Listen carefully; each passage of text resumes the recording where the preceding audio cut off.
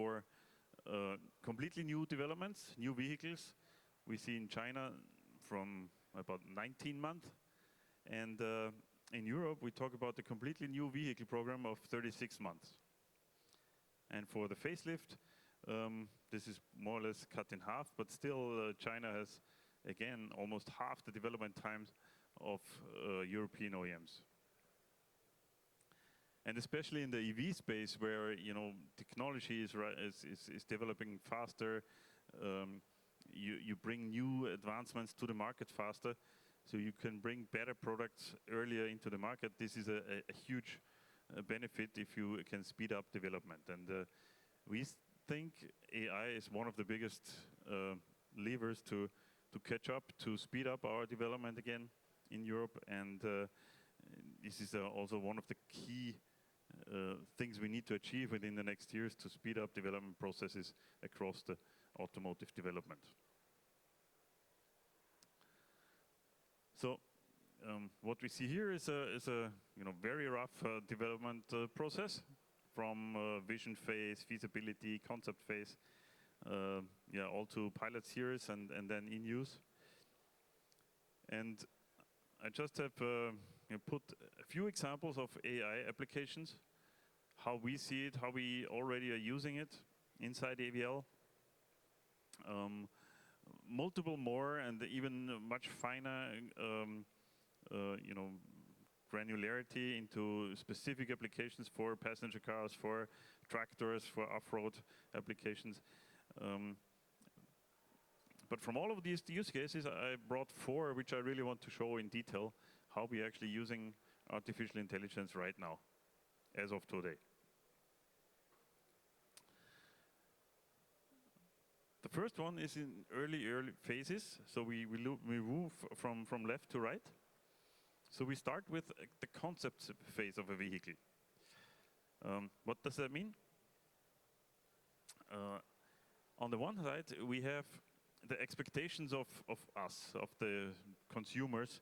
We want to have a roomy vehicle with a lot of headspace, and we want to have certain acceleration capabilities and, of course, safety.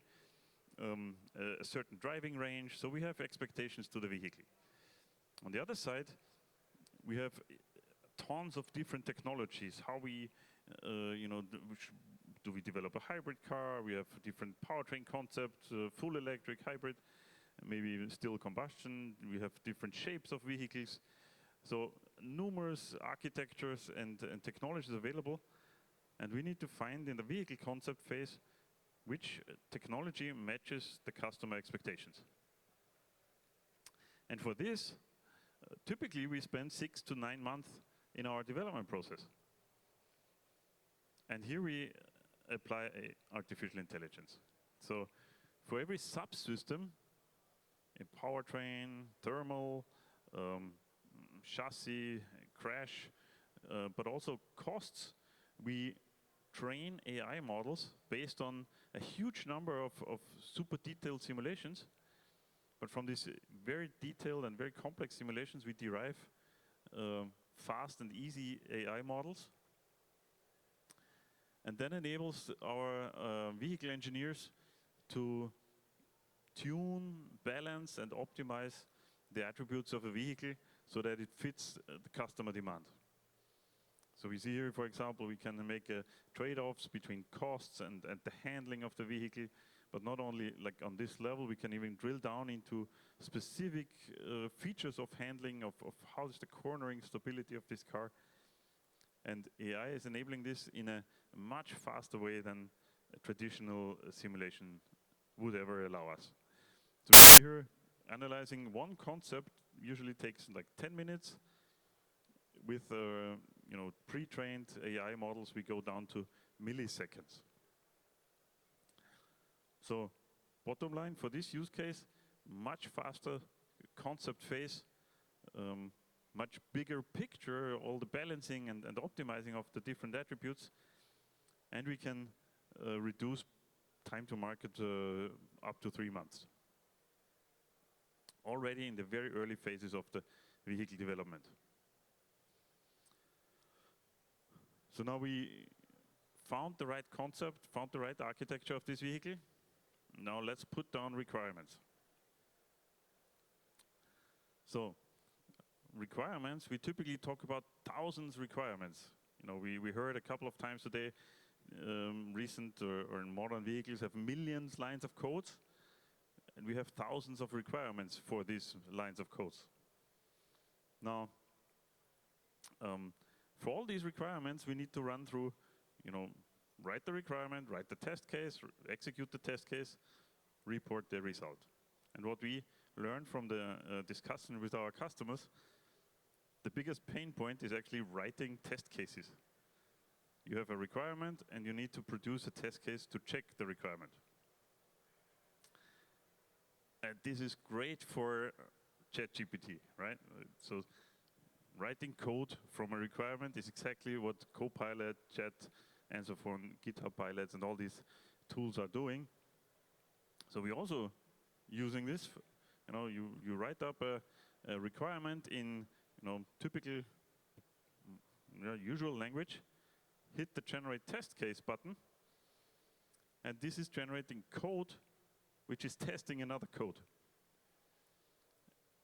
and fully automated. And by doing that, we immediately can use 20% of this code immediately works without any additional manpower, human interaction. The other 80% is already, you need to fine-tune it a little bit, but it's already there. So a huge impact. We're talking about thousands of manpower hours here.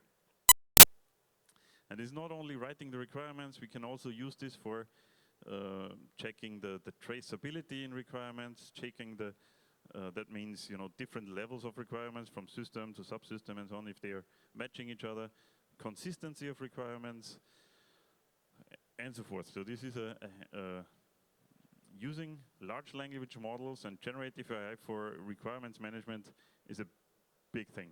A lot of efficiency gains here. And already in use, we're using this for transmission software development. We're using this in other applications.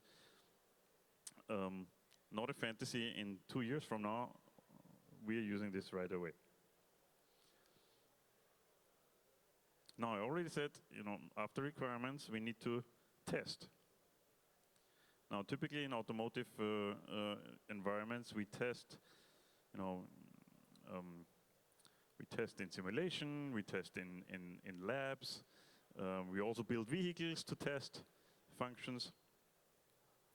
But all of these teams, they do basically the same process. So they define the test case, they execute the test case, store the data somewhere, and the data needs to be analyzed. And typically, engineers write their own script to analyze data. They do manual data analysis, checking the outputs. Very inefficient, hard to compare. So we think there's a centralized way to do it. So we bring all the data into one central data processing platform, data analytics platform, and we apply the same analytics no matter if it's a simulation data, a lab data, or data from a real vehicle. So if you calculate energy consumption, you get 3 times the same result, and that makes the results comparable, traceable, and since this is a centralized and server-based system, all the people from the different engineering fields access the same data. So you have one single source of truth to provide data.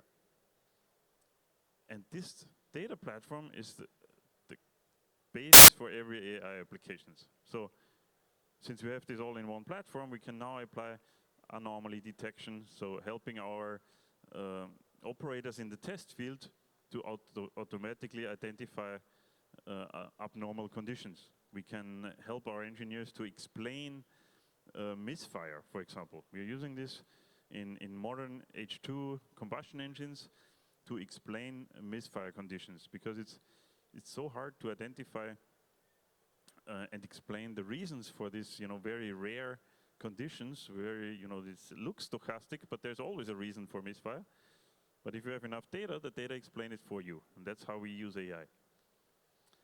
And we can even do prediction of the test case outcome so that we can stop test cases in the middle and save time.